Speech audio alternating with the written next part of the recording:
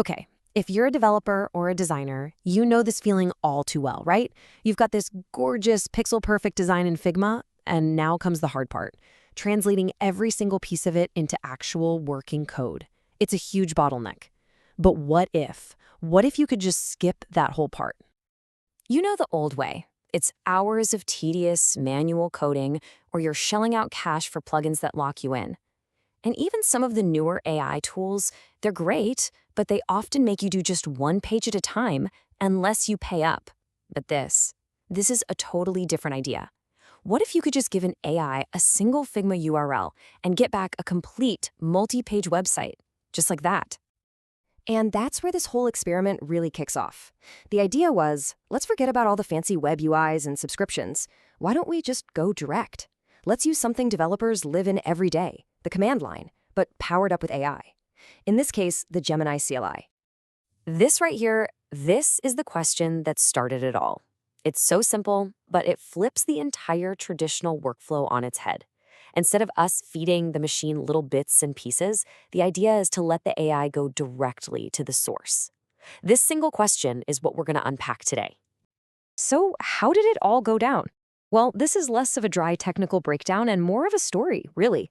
It's about a conversation, a collaboration between a developer and an AI happening entirely inside a terminal window. For the human in this story, the process was unbelievably simple. Step 1, you just paste the Figma URL. Right away, the AI hits a wall and says, nope, can't access this. So step 3, you give it a special key, an access token. And then that's where the magic happens. The AI doesn't just build one page. It reads the entire design and scaffolds out all the pages. So what was that roadblock it hit? Well, it turns out Figma's design canvas isn't just plain old HTML. It's built with something called WebAssembly, which to a normal web scraper is basically a black box. The AI was smart enough to figure this out on its own. It knew it couldn't see the design and needed another way in. And this was the key that unlocked the whole thing, a personal access token, or a PAT.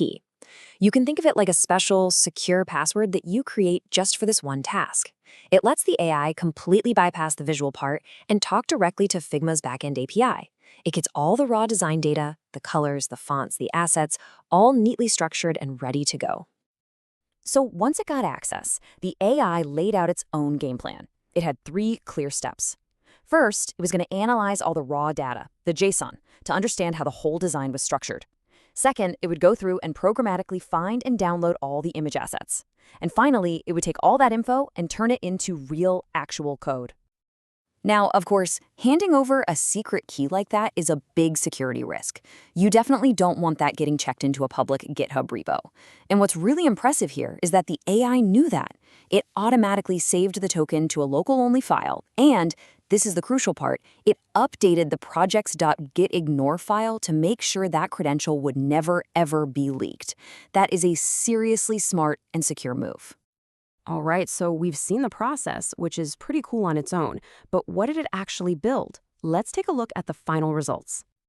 I mean, look at this tech stack. It's pretty much perfect. We're talking Next.js 15, TypeScript for that all-important type safety, and Tailwind CSS for styling. These are all modern, popular, and exactly what you'd want for a new web project. It even handled all the icons and Google fonts. This thing wasn't just thrown together, it was properly architected. And this quote from the original author really says it all. You know, it wasn't perfect, but for a workflow that's totally free and based in the command line, it's honestly impressive. The amount of value you get here is just incredible. And here's the proof in the pudding. When you look at the final code repository, you see that over 95% of the codebase is TypeScript. So this isn't some messy, hard-to-maintain pile of JavaScript. It's a structured, type-safe project that a developer could pick up and start building on immediately. So yeah, a very cool experiment. But let's zoom out. What's the bigger picture here? What does this actually mean for your day-to-day workflow, whether you're a coder or a designer? For me, it boils down to 3 big things. First, AI-powered command line tools are becoming a real, serious alternative to those pricey plugins. Second, giving an AI direct API access is a total game changer. And finally, this proves that even the free models out there are now powerful enough to give you a really solid head start on a complex project. But here's where it gets even more interesting.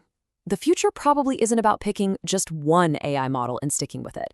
See, the tool they used here, the Gemini CLI, is actually model agnostic, which means you can swap out the AI's brain whenever you want. Just imagine this workflow. You could use a model like Gemini to get that first draft of the project up and running. Then maybe you switch over to something like Opus, which is known for its really strong logic to refactor a tricky component. Or you could just ask a third model for a completely different take on the code, just to see another way of doing things.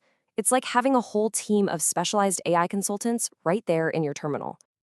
And that kind of leaves us with this final thought. We're all getting used to having AI co-pilots inside our code editors, but this experiment points to a whole new way of working. So the question you got to ask yourself is this: will your next co-pilot be a CLI?